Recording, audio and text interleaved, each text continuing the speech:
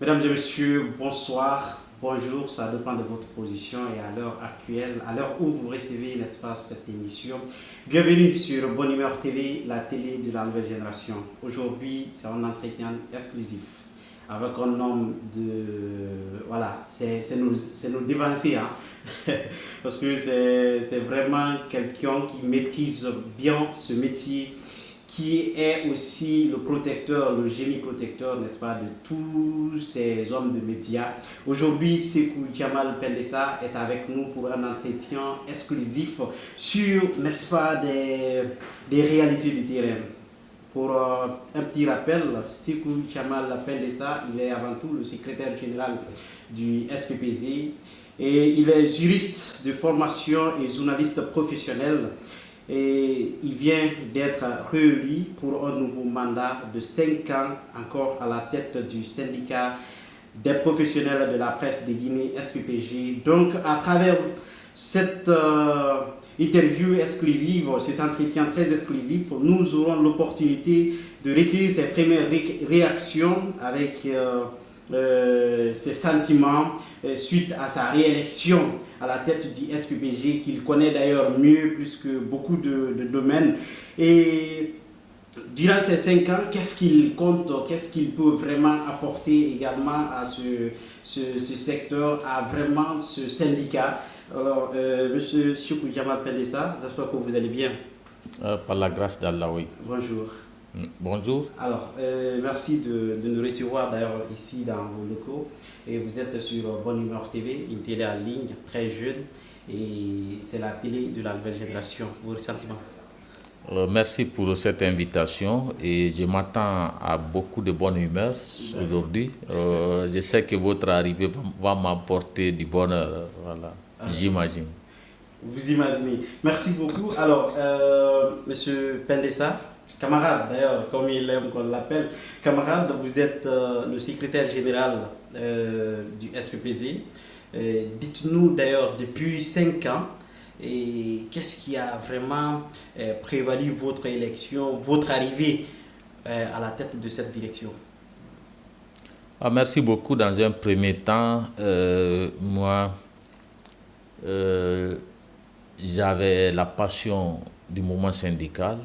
Beaucoup de mes confrères et mes collègues de service le savent déjà et ils voyaient l'interaction que j'avais avec les acteurs du monde du syndicat, tout ceci. On se connaissait d'ailleurs beaucoup.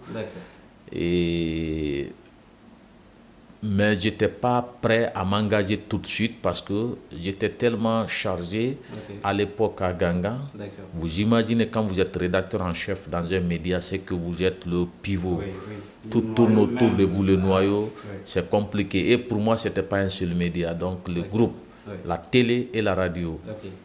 C'était autre chose. Et on m'avait confié une partie des fonctions administratives. Donc, parallèlement à mes responsabilités éditoriales.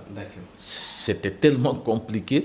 Donc, Sidi Diallo, qui était là à l'époque comme secrétaire général, m'a démarché. Il a dit, il faut que tu viennes au syndicat. On a besoin des hommes de valeur comme vous.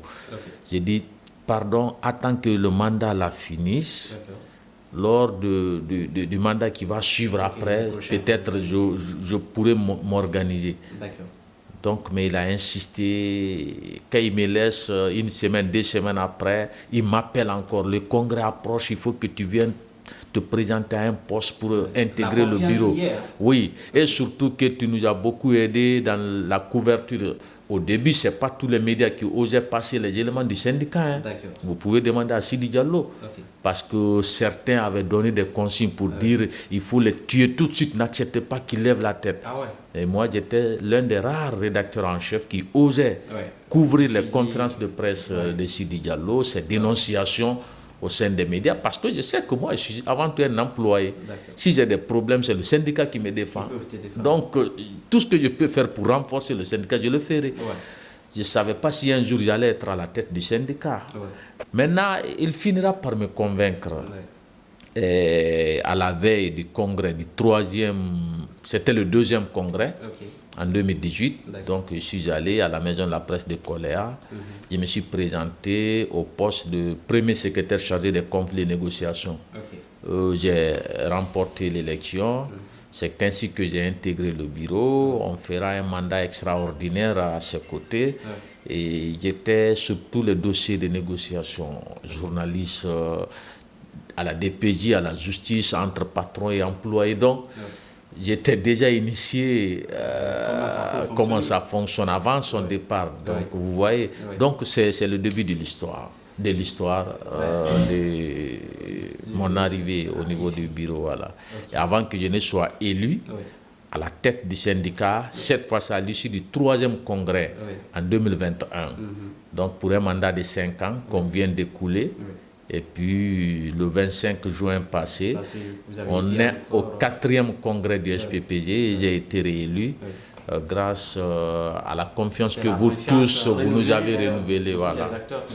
Évidemment. Alors, camarades, dites-nous depuis votre arrivée, d'abord avant qu'on ne parle des défis qui vous attendent, dites-nous depuis votre arrivée à la tête de ce syndicat, à la tête de SPPG, qu'est-ce qui a vraiment marché et qu'est-ce qui n'a pas marché? Bon, ce qui a marché, on a réussi à réaliser beaucoup d'activités, à avoir un bilan positif avec très peu de moyens. Vous n'êtes pas sans savoir que le syndicat est toujours victime d'une injustice concernant la subvention accordée à la presse. On n'a toujours pas notre part, bien que tout récemment, en 2025, même la HAC avait acté ça lors du forum sur l'avenir de la presse pour dire que devant les experts venus des autres pays du continent, pour dire que le syndicat avait raison, il doit avoir sa part dans cette subvention. Malgré tout, ils ont encore manigancé pour ne pas qu'on l'ait. Mais cela ne nous a jamais empêché de maintenir notre combat. Depuis 2015, on est là. On continue le combat, mais puisqu'on n'est pas venu au syndicat pour chercher de l'argent, l'argent qu'on demande, c'est pour le bon fonctionnement du syndicat dans l'intérêt général des employés de la corporation. Donc, si fait que bien qu'on nous prive de la subvention, on continue. Parce que si on était là pour ça, une année, vous n'avez rien, 2 ans, et puis vous lâchez. Mais imaginez, depuis 2015, ça vous fait combien d'années? Vous comprenez? Donc, on a réussi en termes d'implantation. Le syndicat a ses antennes dans toutes les régions de l'intérieur du pays. Vous imposez. À part les régions administratives qui ont dans chaque région un bureau de 13 membres à l'image du bureau national, sans compter les adhérents, ça c'est les responsables du bureau. Nous avons aussi pensé à mettre en place des points focaux dans toutes les préfectures. Donc nous avons couvert le territoire. Vous comprenez? Donc ça, c'est quand vous dites ça à vos confrères des autres pays et que vous leur dites que vous n'avez pas de subventions, ils se disent mais c'est miraculeux, comment vous avez réussi à le faire? C'est parce qu'on a une petite expérience de gestion des organisations. Depuis l'université, je suis dans ça, on était de l'Union des étudiants diplômés de Guinée qui a fait d'autres bilans, ça c'est autre chose, un autre temps viendrait pour parler de ça. Ça date pas d'aujourd'hui alors? Évidemment. Donc, et nous avons contribué à la formation des journalistes, beaucoup. Et ces 2 dernières années, vous avez vu, en 2025, on a fait une tournée à l'intérieur du pays, à travers nos antennes, dans toutes les régions administratives. Pendant que les gens se disaient que ça c'est une grande chose, on dit on revient en 2026. Et cette fois, on ne va pas se limiter aux journalistes des chefs-lieux des régions administratives. Quand on vient dans une région, on dit à toutes les préfectures qui relèvent de cette région d'envoyer des représentants. Donc, grâce à nos partenaires qui nous accompagnent, l'ONU Droits de l'Homme, PNUD, d'ailleurs, on doit discuter tout à l'heure de la prochaine date pour la dernière étape qui va boucler. On a fini de l'intérieur du pays. Cette fois-ci, c'est à Conakry pour tout boucler. Récemment, la formation poursuivait à l'intérieur du pays. Voilà, la dernière étape, c'était à l'Abbé, la veille de notre congrès. Exactement. Voilà, Conakry, c'est la semaine prochaine. Vous avez cette exclusivité. Si rien ne change, c'est la semaine prochaine. On fera pour Conakry. Donc, vous avez vu ces formations, sans compter d'autres formations qui se limitaient à Conakry, là où on a contribué à envoyer des dizaines de journalistes chaque année, grâce aussi à des partenariats qu'on a avec d'autres institutions. Tout récemment, la CEDEAO nous a permis de former une dizaine de journalistes. Vous voyez, sans compter les missions qu'on mène à l'étranger. On a eu 6 missions à l'étranger. Et nous avons, comment dirais-je, des partenariats. Nous sommes affiliés à la Fédération internationale des journalistes. C'est un grand pas. Nous avons des partenariats avec beaucoup d'autres organismes qui évoluent dans le domaine de la presse. Donc, on ne peut pas tout citer. C'est vraiment très salutaire d'ailleurs tout ce qui a été abattu depuis votre arrivée. Mais qu'est-ce qui n'a vraiment pas marché jusqu'à présent selon vous? Ce qui n'a pas marché et qui nous tient encore à cœur, qu'on va poursuivre tant que ça n'a pas abouti, c'est la convention collective. Exactement, on va parler de cette convention collective dont beaucoup parlent aujourd'hui. Ça fait 8 ans on est sur ça. C'est un projet porté par le SPPG. Et malheureusement, il y a un blocus, surtout du côté du patronat, qui est hésitant encore. Mais quand même, il y a une évolution concernant la convention collective parce que pour la première fois en 2025, on a réussi à terminer les négociations sur le contenu. Point par point, on s'est entendu sur tout le contenu du document, le patronat et le syndicat de la presse. Donc, ce qui reste, c'est la signature. C'est à ce niveau que le processus est en train de coincer par cette plateforme que les patrons doivent mettre en place pour unifier leurs organisations, même s'ils ne vont pas les dissoudre, mais ils doivent avoir une plateforme qui va parler au nom de toutes ces organisations, URTELGUI, AGIPEL et autres, AGEPI, Exactement, etc. Parce que moi je me disais, comment est-ce que cette convention pourrait être signée pendant qu'on a des entités comme l'URTELGUI, SPPG, INATI-WEBGI, qui ne sont pas quand même regroupées autour d'un seul organisme. Est-ce que vous comprenez un peu? Parce qu'il faut que tout le monde soit réuni, parce qu'on parle quand même d'un truc national qui va protéger toute la presse, qui va protéger aussi les journalistes dans le cadre social, sanitaire, et ainsi de suite. Et comment vous faites d'ailleurs pour que tout le monde, tous ces syndicats soient réunis autour d'un organisme vraiment digne? Vous pouvez représenter. C'est le constat que les autorités ont fait au patron quand on est parti à l'inspection générale du travail. Et ils ont constaté qu'au niveau du syndicat, il n'y a pas de souci. Le SPPG est là comme signateur, donc l'unique signateur. Mais du côté du patronat, ils ont vu, il y a URTELGUI, AGIPEL, AGEPI et autres. Ils ont dit, mais écoutez, la nouvelle politique des nouvelles autorités voudrait qu'il y ait un seul patronat unifié dans chaque domaine. Comme c'est le cas au niveau global. C'est-à-dire la CGI qui représente toutes les entreprises de la Guinée. Donc, ils disent, formez votre patronat unifié, allez vous affilier à la CGI. Après cela, maintenant, vous revenez avec le syndicat. Comme ça, c'est cette plateforme unifiée du patronat de la presse et le SPPG qui vont signer la convention. Parce qu'ils ne vont pas dissoudre les autres, comme je le disais tantôt, mais tout ceci doivent se faire représenter au sein de cette plateforme qui va parler d'une seule voix côté patronat. Donc c'est ce processus qui tarde. Alors, vous pouvez nous expliquer un peu le contenu de cette convention collective? La convention collective, comme son nom l'indique, c'est un contrat collectif. C'est d'autres termes pour faciliter la compréhension, parce que c'est du nouveau dans l'oreille de beaucoup de Guinéens. Une convention collective, c'est une sorte de contrat collectif pour les employés vis-à-vis de leurs entreprises, vis-à-vis du patronat. Et vous y retrouverez ce qui est prévu dans votre contrat qui vous lie à votre direction.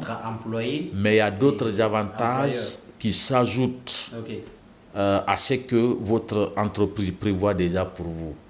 Vous comprenez? C'est-à-dire que tu sois initié, que tout le monde d'ailleurs soit au courant, qu'il y ait des barèmes sur il y a le salaire, parce qu'il y a des montants dérisoires qu'on donne aux journalistes dans les médias, et la convention collective interdit cela.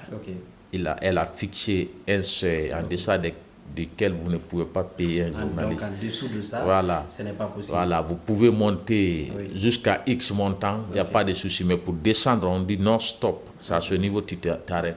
Ça, c'est important. Il faut aussi enregistrer les emplois à la Caisse nationale de sécurité sociale. Il faut leur accorder un certain nombre de sécurité sociale, prise en charge, Et à l'égard de la protection des journalistes dans leur liberté d'expression, dans leur indépendance, à travers la clause de conscience qui voudrait qu'on ne doit pas imposer aux journalistes des convictions ou des opinions qui soient contraires à leurs convictions. Tout ça, c'est pour protéger. Que ce soit voilà. Évidemment. Que tout le monde adhère. Donc, mais il n'y a pas que ça. Les patrons aussi sont protégés par la Convention. Parce qu'une obligation est faite aux journalistes de donner un préavis à leur patron avant de quitter un média. Parce qu'on a aussi assisté à des cas comme ça là où un journaliste qui joue un rôle incontournable au sein des médias, un beau matin il se lève, le patron capte la radio ou la télé, il veut suivre son émission phare. Il ne trouve rien. Et puis il tourne les fréquences. Il entend la voix de son journaliste dans un média concurrent qui introduit, qui se présente.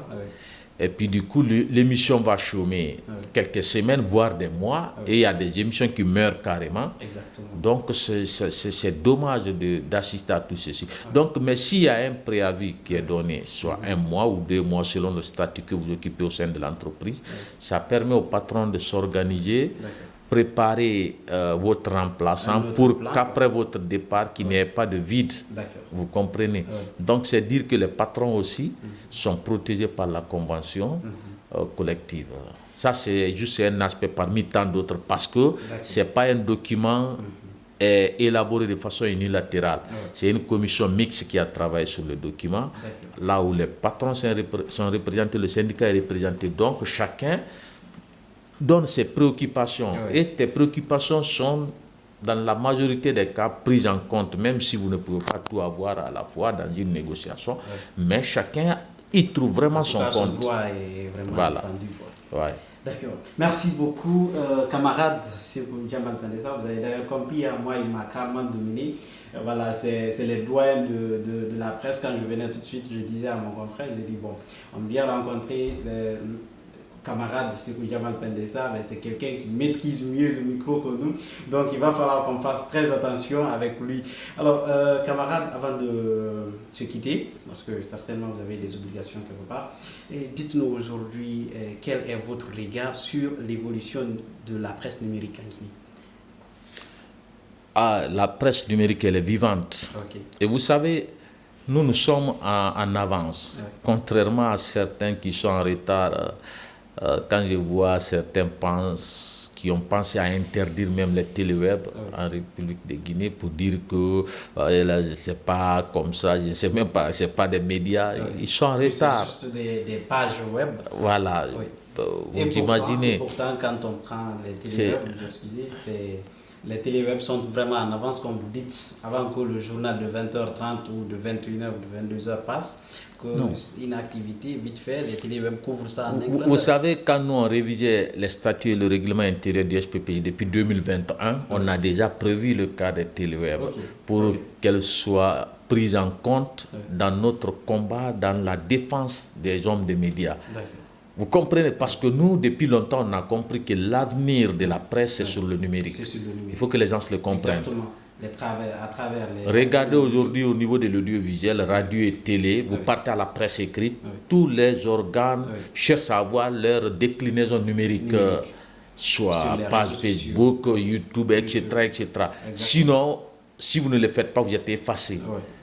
Pour continuer d'exister, il faut venir sur le numérique. Exactement. Donc, il faut que les gens arrêtent d'être vraiment archaïques.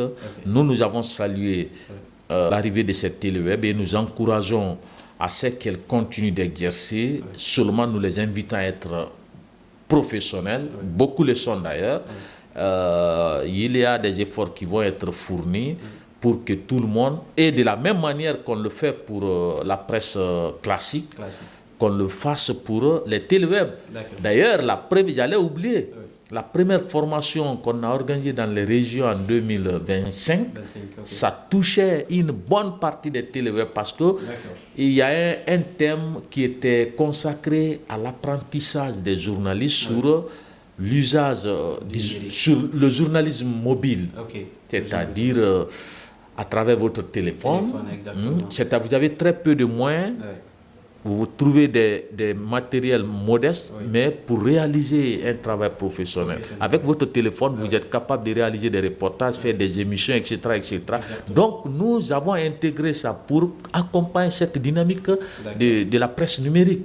Vous comprenez? Donc, une fois encore, il faut encadrer, mais il ne faut jamais interdire. Il faut chercher à professionnaliser tout le monde, y compris les téléweb. Mais au SPPG, ce n'est vraiment pas notre position. On ne partage pas l'avis de ceux qui cherchent à tuer. D'ailleurs, on ne peut même pas les tuer. La logique est de telle sorte que ils sont obligés de suivre le rythme des téléweb, donc de la presse numérique. On ne peut pas les stopper. Voilà, de les former. Et nous sommes pour le professionnalisme, que ce soit au niveau des médias classiques, que ce soit au niveau du numérique. On est pour le professionnalisme, pour la responsabilité, pour l'utilité à la nation, à la corporation. Ok. Alors, camarades, je vais peut-être la dernière question. Vous venez d'être réélu à la tête du SPPG. Dites-nous un peu, à quoi on peut s'attendre réellement encore du camarade? Il faut s'attendre à ce qu'on continue de maintenir la dynamique de notre assise syndicale. Donc, à travers nos antennes et nos points focaux, cette présence, il faut avoir une réelle base. Nous l'avons et nous allons chercher à consolider cette base et à la renforcer. Il faut s'attendre à ce qu'on continue les formations. Je vous avais dit quelques jours après notre élection, vous avez vu la première activité que le nouveau bureau va mener, c'est sur une formation. Donc la semaine prochaine encore, formation. Il faut s'attendre à ce qu'on continue de défendre la liberté de la presse, l'indépendance des journalistes, la sécurité et leur protection. On ne peut pas abandonner ce combat.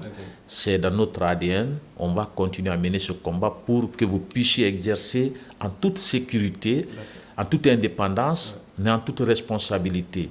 Et il faut aussi noter l'autre projet phare que nous avons, c'est cette prise en charge médicale pour les hommes des médias qu'on avait commencé à présenter à l'ancien ministre de la communication, Fana Souma. Pendant qu'on a commencé à travailler sur ça, il y a eu un remaniement. Entre-temps, il est parti à la présidence, il n'est plus là, mais on va relancer avec la nouvelle équipe. On va relancer ce projet. Nous demandons à ce que le gouvernement, les autorités accompagnent ce projet porté par le syndicat parce qu'il est très grave ou sinon très déshonorant de voir qu'un journaliste malade est exposé sur les réseaux sociaux pour des cas d'SOS. On mène un travail digne, noble, et qui voudrait qu'on ne mérite pas de tels traitements. Vous comprenez? J'ai reçu ici dans mon bureau avec mes collaborateurs du bureau, notre confrère, mon homologue des îles de Comores. Le président du syndicat des journalistes des Comores, qui est venu, on a échangé. Et quand on a évoqué ce projet qu'on a, il a dit justement, nous aussi, on avait ce projet, mais ça a vite marché. Alors que leur syndicat. Non, oui, leur syndicat a porté le projet, les autorités, la présidence, tout de suite a accompagné. Là-bas, il y a une prise en charge pour les journalistes, que tu sois du public ou du privé, prise en charge sanitaire, médicale. Si vous partez dans les hôpitaux publics, cette prise en charge est à 100%. Gratuite. Vous ne payez rien. Et vos enfants, votre femme ou vos femmes, bon, c'est limité quand même. Si vous cherchez à regrouper beaucoup de femmes. Si vous partez dans les privés, là, il y a un pourcentage que j'oublie pour ne pas mentir, mais là-bas aussi, l'État prend en charge une bonne partie de vos frais. Ce qui est facile à retenir, c'est 100% côté public. Donc là, vous avez ça. Mais les Comores l'ont fait. Pourquoi la Guinée, qui est plus riche que les Comores, ne peut pas le faire? C'est incroyable. Je pense qu'on doit le faire. C'est important. Ça stabilise le moral des journalistes pour qu'ils continuent de travailler comme il faut, parce que c'est un travail intellectuel. Imagine que tu es en train de préparer l'émission là. Vous m'avez appelé, depuis hier on a échangé. Vous êtes en train de préparer votre émission et puis paf, Vous avez des soucis de l'ordonnance de madame, il y a l'affaire de scolarité des enfants, il y a l'affaire de la dépense, etc. Donc votre esprit est partagé entre le travail et ses problèmes personnels. Ça affecte la productivité, ça affecte l'innovation. Vous comprenez? Donc le journaliste doit être à l'abri du besoin pour qu'il puisse se concentrer sur son travail. Et c'est ce que le SPPG compte faire et nous croyons fermement qu'avec l'appui des autorités, on réussira à le faire pour la presse guinéenne avant de partir. Voilà. Avant de partir, on est toujours avec Sekou Jamal Pendessa, le secrétaire général, d'ailleurs je vais dire le turbo maintenant de la protection des journalistes ici en Guinée. Et pourquoi pas, Sekou Jamal Pendessa, vous savez ce que moi j'aime de plus, c'est votre franchise. Dites tout ce que vous émettez, c'est sans langue de bois. Hier, je vous ai bien suivi sur une télé de la place. J'ai dit directement, non, il faut que je vous reçoive ici encore pour que vous réitériez ces mêmes mots. Est-ce que ça vient vraiment de vous ou c'est des expressions? Mais là, je sens que vraiment vous êtes trois dans vos bottes et vous voulez vraiment, vous n'avez pas de parti pris. L'intérêt ici, c'est l'intérêt général qui compte chez nous. Alors, et on l'a appris depuis l'université. On s'est toujours mis au service de tous. Okay. Alors, une question pour finir. C'est quoi le rôle d'un syndicat? Le rôle principal d'un syndicat, c'est la défense des droits, des intérêts moraux et matériels des employés. Okay. Donc les droits des journalistes pour ce qui concerne le syndicat de la presse. Oui.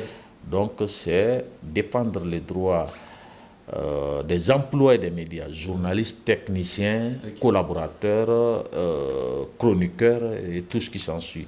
Et parfois même défendre les entreprises de presse quand elles sont en difficulté. C'est ce que nous avons fait dans la plupart des cas. C'est pourquoi le SPPG a défendu beaucoup de patrons.